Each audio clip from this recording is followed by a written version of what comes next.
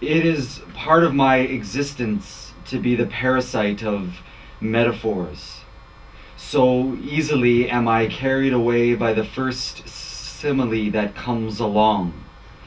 Having been carried away, I have to find my difficult way back and slowly return to the fact of my mouth. I'm a poet and have been practicing as one for the last 5 or 6 years now. Okay. The project that I'm working on right now, it's my second book of poetry titled Blurt. And it explores the poetics of stuttering. It's very interesting because you have this relationship to language, and as I started writing, I started to figure out that all my existence as a stutterer was perhaps preparing me to be a poet, because when you're a poet, I think you should treat language so delicately. You want to really get into the granular sensations of words in your mouth, the sounds of those like words, how syllables originate in your stomach and come all the way up, right? Because every syllable is assigned to a different part of the mouth. Mm-hmm. And if you stutter, you are intimately and constantly aware of that. So I think for me it was almost naturally I went into that, and that awareness of language and sound really transferred over into being a poet.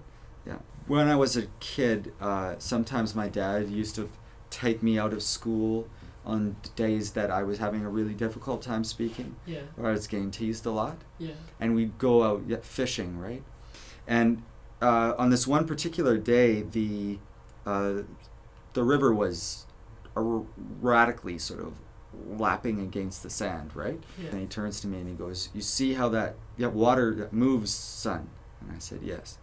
And he goes, "That's how you speak, right?"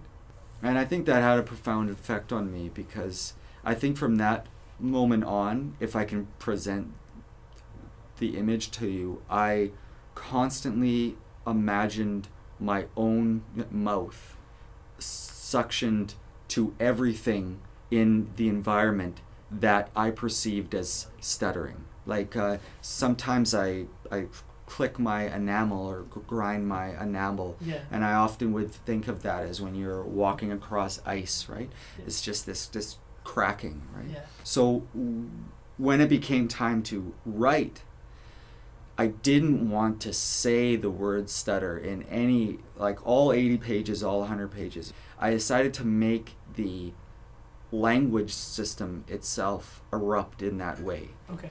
Basically, my symptoms control the discourse, control the composition.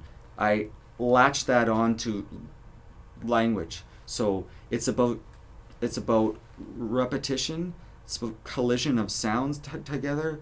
It's all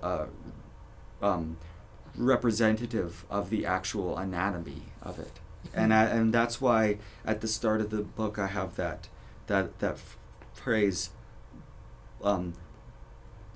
blort, jam, rejoice. Yeah. So it's the blort, it's the trying to say something, it's the and then it's the jam, it's your jaw in like a gibber, right? Yeah. And then it's the rejoice, because you have to say something. You just can't sit there in silence, right? Yeah.